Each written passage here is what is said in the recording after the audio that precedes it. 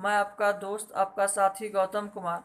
आज के दिन श्री कृष्ण जन्माष्टमी पर मेरे स्मरण में, मेरे आँखों के सामने एक संवाद आया। पर वह संवाद इतना मार्मिक है, इतना अद्भुत है कि मैं रुक नहीं सका आपसे शेयर करने से। संवाद भगवान श्री कृष्ण और माता राधा के बीच में इस अद्भुत संवाद ने आत्मविभोर कर दिया कि आपसे इसके बारे में शेयर करना चाहते हैं। श्री कृष्ण राधा से बिछड़े फिर नहीं मिले। स्वर्ग में विचरण करते हुए टकरा जाए तो क्या बात हो सकती है। स्वर्ग में विचरण करते हुए अचानक एक दूसरे के सामने आ गए। विचलित से कृष्ण और प्रसन्नचित से राधा। कृष्ण इसलिए विचलित थे क्योंकि प्रेम से अलग होकर गए थे। राधा इसलिए प्रसन्नचित थी क्योंकि प्रेम में डूबी हुई थी।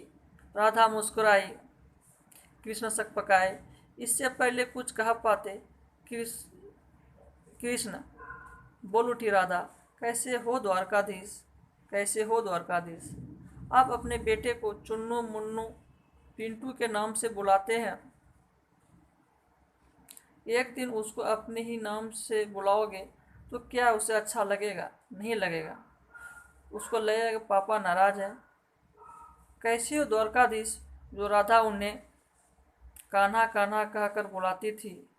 उसके मुख से द्वारकाधीश का संबोधन कृष्ण को अंदर तक घायल कर दिया। फिर भी अपने आप को संभाल लिया। बोले, राधा, मैं तो तुम्हारे लिए कान्हा हूँ, तुम द्वारकाधीश मत कहो। आओ बैठते हैं, कुछ मैं अपनी कहता हूँ, कुछ तुम अपनी कहो। सच कहूँ राधा, जब तुम्हारी याद आती थी, फिर आंखों से आंसुओं की बूंदें निकल आती थी।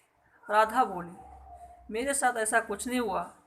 न तुम्हारी याद आई, न कोई आंसू बहा, क्योंकि हम तुम्हें भूले ही कहाँ थे जो तुम्हारी याद आती।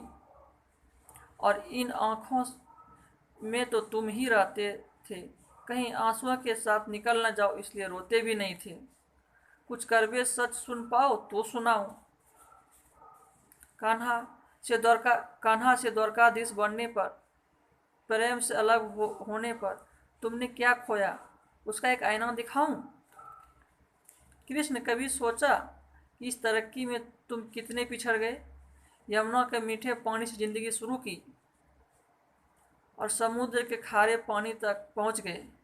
एक अंगुली पर चलने वाले सूरदर्शन पर भरोसा कर लिया और 10 अंगुली पर चलने वाले बांसुरी को भूल गए तुम। कृष्ण, जब तुम प्रेम से जुड़े थे तो अंगुली गोवर्धन पर्वत उठाकर लोगों को विनाश से बचाती थी, और प्रेम से अलग होने पर वही अंगुली क्या रंग दिखाने लगी। सुदर्शन चक्र उठाकर विनाश के काम आने लगी। अंग तो वही होता है, जब प्रेम से जुड़ता है तो विकास करता है, और जब प्रेम से अलग होता है तो विनाश करता है। कान्हा और द्वारकाधीश में क्या फर्क होता है बताऊं? कान्हा होते तो सुदामा के घर जाते, सुदामा तुम्हारे घर कभी नहीं आता। तुम तुम तो सभी कलाओं के स्वामी हो, गीता जैसे ग्रंथ के दाता हो, नीति निर्माता हो, धर्मशास्त्र के जानकार हो। पर महाभारत युद्ध में क्या निर्णय लिया? अपनी पूरी सेना को कौरवों को सौंप दी और खुद को पांडवों के साथ लिया। सेना तो प्रजा थी, राजा तो उसका पालक होता है, रक्षक होता है। आप जैसे महाज्ञानी उस रथ को चला रहा था जिस पर बैठा हुआ अर्जुन आपकी प्रजा पर तीर चला रहा था। आपकी प्रजा को मरते हुए देख आप में करुणा नहीं जगी, क्योंकि आप प्रेम से शून्य हो गए थे। प्रेम और युद्ध में यही फर्क होता है। युद्ध में आप मिटा कर जीतते हो, प्रेम में आप मिट कर जीतते हो।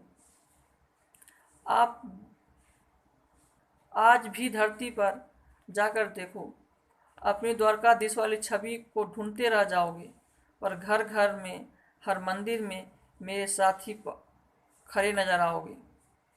कृष्ण कृष्ण आज भी लोग गीता के ज्ञान की बात करते हैं, उसका नित्य नियम से पाठ करते हैं, पर धरती के लोग युद्ध वाले द्वारकाधीश को नहीं, प्रेम वाले कान्हा पर भरोसा करते हैं। और जिस गीता में मेरा दूर दूर तक नाम भी नहीं है, आज आज उसके समापन पर राधे राधे करते हैं।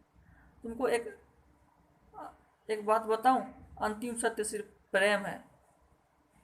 Thank you. आप लोगों को ये कहानी कैसा लगा, आप लोग कमेंट में बताइएगा। धन्यवाद।